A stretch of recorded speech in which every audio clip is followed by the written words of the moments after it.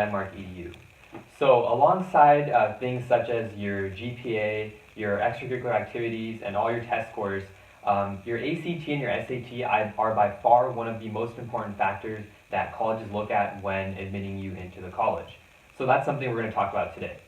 So just to break it down, in this video, we're going to go over some of the logistic things about the SAT and the ACT. We'll break down the structure and the differences between the two exams, give you some insight into the exams that we personally took, and then our favorite part is we're going to kind of share with you the exam that we think you should take to score well. Alright, so now let's go into some specific details about each exam and some logistics. So we have our SAT, which is currently 3 hours and 50 minutes. It's composed of 3 total sections plus the optional essay. You have your reading test, you have your written and language test, and then you have your math test, and then you have the optional essay. And then you also have, now for the ACT, it is 3 hours and 35 minutes, so it is a bit shorter. You have your reading test, you have your English test, you have your math test, and then something which is really interesting and a little bit shocking to people, but we'll go over this, you have your science test. So there's a science section on the ACT as well. And then of course there's the optional essay. So if it's optional, do I really need to take the essay at all? So that's a really popular question that a lot of people ask, and we'll speak from our own experiences.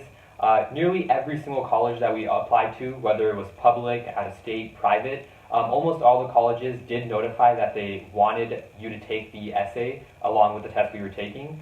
So rule of thumb, just please check with the college you're applying to whether or not they require the essay, and just save yourself some time that way.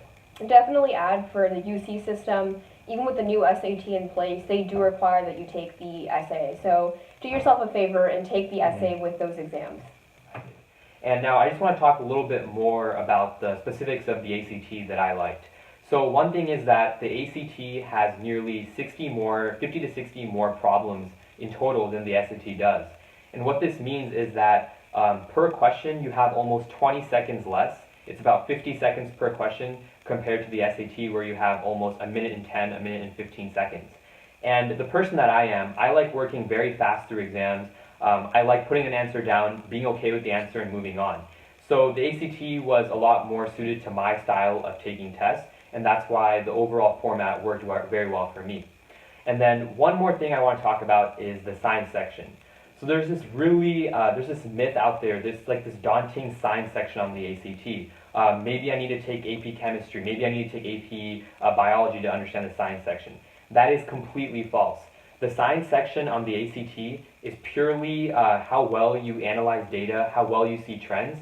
And for me, I really enjoy looking at graphs. I think it's something that comes a lot more natural to me, seeing different trends in graphs, being able to compare raw data, things like that. So if you are that type of person who enjoys looking at graphs, raw data, things like that, then the science section will be good for you, and you do not need any background in science at all in order to do well on it. Alright, so now I want to add a couple of my insights, because I personally took the SAT when I was in high school. So I think, they've made a couple of really great points in terms of the timing. The timing difference is huge. For me personally, having a minute and 10 seconds for the SAT per question is something I was a lot more comfortable with the pace of. And something to add on as well, I think is a huge difference between the SAT and the ACT is the critical reading section. So to the critical reading for the SAT, the material itself is a lot more dense in terms of the kind of material you have to read and digest and comprehend. So you're looking at a lot more scholarly articles, fiction, nonfiction, kind of a whole gamut of things you can see. But in general, you have to have some pretty, I think, nicely tuned critical reading skills and analysis coming into the SAT. Of course, you don't necessarily need to be innately good at them. You can definitely develop the critical reading skill over time when you practice, but keep that in mind. So let's talk about a topic that we're really passionate about, which is which exam should I take, which exam will I score much more highly on. And based off our own experience and working with our mentees, our peers, and the last 3 years of advising so many other high school students, here's our advice. What I'd recommend is as early as you can in your high school career, so perhaps by the end of your freshman year, or if not, middle of sophomore year, end of sophomore year, I would suggest that you should dedicate a full day to actually recreate the real test-taking conditions for the SAT and the ACT, and actually take a past released exam, SAT or ACT exam. You can find those exams online, or you can perhaps like check out a book from your local library, again, with the actual released latest versions of the SAT or ACT by the actual test makers. Mm-hmm. So recreate the test taking conditions, actually dedicate a full day or 2 days to taking the two different exams, and then see how you score on them. And I'd recommend actually, if you have more time, take 2 practice SAT exams and then take 2 practice ACT exams. Exactly. And the thing is that once you get these 2 different scores, you'll have your ACT score, which is out of 36, and then you'll have your SAT score, which is out of 1600. And you might be wondering, I have this ACT score, this SAT score, how do I figure out which one I'm better at? So that's a really good question, and to do that, online, there's a lot of different tools, a lot of people who've created conversion charts that'll tell you that this SAT score is equivalent to this ACT score. So we recommend that you take those 2 scores that you have, compare them, and see which one you did better on. And we want to make it very clear that if you have a difference of maybe 10 or 20 points between the 2 exams, then it may not be a very definitive answer that I'm better at the SAT, I'm better at the ACT. Unless you see a very definitive answer, maybe like you scored 100 points higher on the SAT equivalent of the ACT score that you had, then there's concrete evidence that you are probably a better test taker with the SAT, that the SAT style fits you better.